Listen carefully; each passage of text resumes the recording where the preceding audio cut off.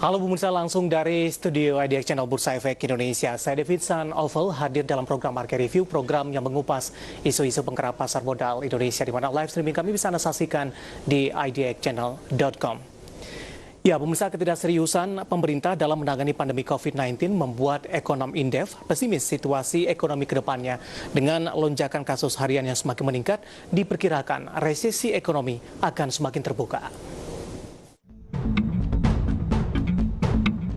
Pemerintah dianggap tak serius dalam mengantisipasi terjadinya resesi yang akan terjadi tahun ini. Dalam webinar bertema resesi ekonomi, ekonom senior Indef Didik Rahbini menjelaskan, ketidakseriusan pemerintah terlihat dari semakin naiknya jumlah penderita harian yang sudah melewati angka 2.000 orang per hari. Didik menyayangkan pemerintah hanya menganggarkan sekitar 80 triliun dari total 700 triliun dana stimulus fiskal dampak COVID-19. Sehingga kecilnya prioritas anggaran dan lambatnya serapan anggaran membuat situasi ekonomi semakin tak menentu dan semakin terbuka untuk masuk ke dalam resesi tahun ini. Jangan mimpi mengatasi resesi kalau tidak bisa mengatasi pandemi, itu motto saya.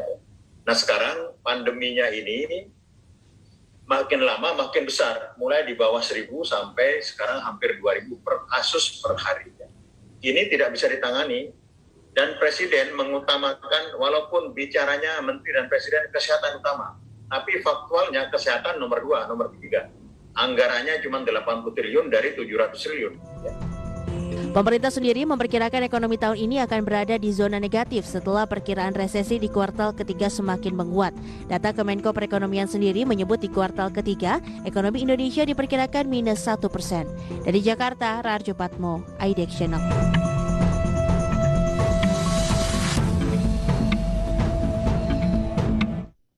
Ya, pemirsa, di Market Review kali ini kita akan membahas topik menarik di mana pengusaha hadapi ancaman resesi. Kita sudah terhubung melalui via Zoom dengan Ibu Sinta Kamdani yang merupakan Wakil Ketua Umum Apindo. Kita akan langsung sapa saja. Ibu Sinta, apa kabar Ibu? Baik David, selamat pagi. Selamat pagi juga Ibu, terima kasih sudah meluangkan waktu di IDX Channel Ibu Sinta. Barusan saja kita sudah sampaikan Bu, salah satu paket berita ini kepesimisan dari pengamat ekonomi Bu, terkait juga dengan kemampuan pemerintah untuk memitigasi, paling tidak memperkecil ruang untuk terjadi resesi di kuartal ketiga di 2020 ini. Kita ingin minta pandangan dari pengusaha Ibu Sinta.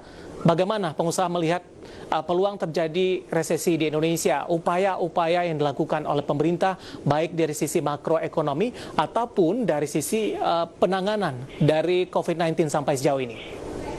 Ya, terima kasih David. Jadi sebenarnya kalau kita lihat pada saat ini mungkin yang perlu diperhatikan adalah tidak perlu lihat lagi resesi atau tidak resesi ya, karena kelihatannya kuartal 3 bagaimanapun juga pasti pertumbuhannya akan minus.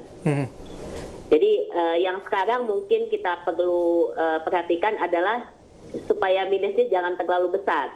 Jadi yang jelas pasti ada perbaikan dari kuartal 2. Tapi kita mau perbaikannya yang cukup signifikan gitu. Jadi kita nggak usah lihat minus atau tidak minus, tapi paling tidak bagaimana kenaikannya bisa besar. Baik. Nah, kalau kita lihat situasi, sebenarnya permasalahan utama di sini adalah beberapa hal ya. Pertama, kalau kita lihat sebenarnya kebijakan yang diambil pemerintah untuk bisa dalam program pemulihan ekonomi nasional ini kan sebenarnya sudah cukup baik ya, kebijakannya sendiri ya.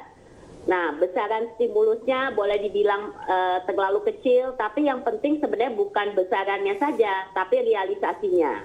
Nah, ini yang jadi masalah, bahwa realisasi stimulusnya ini belum bisa terserap dengan jumlah yang jadi terakhir itu kemarin baru cuma 20-an% ya, jadi masih kecil gitu. Jadi ini yang masalah utama dari segi realisasi stimulusnya. Nah, kemudian kita melihat dengan kondisi yang ada pada saat ini, tentu saja ini sangat berpengaruh ya, tidak hanya dari supply tapi juga dari demand-nya. Baik, Ibu Sinta, tadi Anda sebutkan kita tidak lagi fokus kepada negatif atau positif. Artinya kalangan pengusaha ini sudah memproyeksikan sebesar apapun usaha yang dilakukan pemerintah, negatif akan tetap, Bu, dengan sisa waktu yang ada. Begitu, Ibu Sinta? Ya, saya rasa karena kita sekarang sudah hampir akhir Agustus ya. Jadi kita tinggal practically hampir sebulan lagi ya. Jadi menurut saya kita sekarang tidak perlu memikirkan plus minusnya ya. Baik, dengan serapan dari realisasi yang Anda katakan tadi masih minim, kemudian keinginan dari para pelaku usaha paling tidak tekanan yang terjadi tidak terlalu dalam. Tapi dengan serapan yang masih minim sampai sejauh ini, Bu Sinta, apakah ini sudah memberikan warning juga tidak, Bu? Tekanan akan sulit diminimalisir oleh pemerintah di kuartal ketiga dengan serapan posisi yang ada untuk saat ini, ataupun masih ada waktu upaya-upaya perbaikan yang akan dilakukan ke depannya dengan sisa waktu yang ada? Ya, saya rasa kami sebagai pelaku usaha tidak bisa menjadi pesimis ya. Kami harus selalu realistis, dan kami juga terus memacu bahwa pemerintah akan mempercepat distribusi daripada stimulus yang ada. Jadi kami akan positive outlook bahwa pemerintah tahu masalah-masalahnya apa dan bagaimana bisa mempercepat realisasi tersebut. Nah, kalau kita lihat sebenarnya kuncinya ini kan ada di supply dan di demand ya. Kalau kita lihat di hubungannya dengan supply, memang pada saat ini pemerintah juga sudah membantu dengan adanya relaksasi PSBB, jadi aktivitas bisa mulai berjalan. Kemudian kita melihat insentif-insentif fiskal yang diberikan pemerintah dan insentif yang diberikan misalnya untuk listrik dan lain-lain. Ini tentu saja bisa membantu dari segi cost yang harus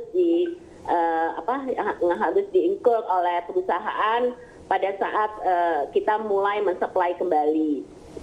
Nah, namun tentu saja kita juga perlu melihat bahwa efektivitas daripada supply, walaupun kita mencoba untuk seefisien mungkin, ya, itu tidak cukup. Kita perlu ada demand-nya. Nah, ini kunci yang utama adalah creating the demand, penciptaan daripada demand-nya. Nah, ini pemerintah harus lihat bahwa demand itu bisa diciptakan bagaimana. Pertama adalah meningkatkan daya beli masyarakat.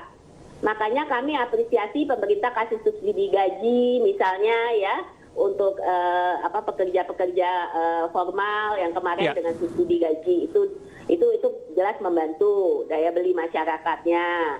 Tapi kemudian yang paling penting adalah penyerapan APBN dan APBD sehingga pemerintah harus belanja.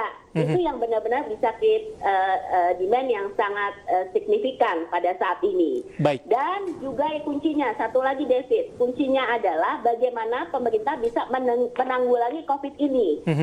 Sampai sebelum vaksin ditemukan, ini kan kita harus membangun confidence masyarakat, memberikan keamanan. Nah, ini kuncinya bahwa protokol kesehatan ini memang harus diikuti secara disiplin supaya bisa mengendalikan daripada COVID-19. Ya, ini kunci. Kalau confidence tidak ada, dikasih juga tidak akan dibelanjakan. Makanya kan kita lihat sekarang yang menengah atas kan nggak belanja. Betul. Ibu Sinta, menarik Ibu, kita akan jeda terlebih dahulu. Nanti kita akan coba bahas terutama untuk menanggulangi COVID-19. Ketika dari stimulus-stimulus yang diberikan, kita akan coba lihat perimbangan dari meminimalisir dampak dari COVID-19 atau penyebarannya sampai sejauh ini. Kita lanjutkan nanti, Ibu Sinta, ada pembicaraan bersama kami. Marka Rivi akan segera kembali sesaat lagi.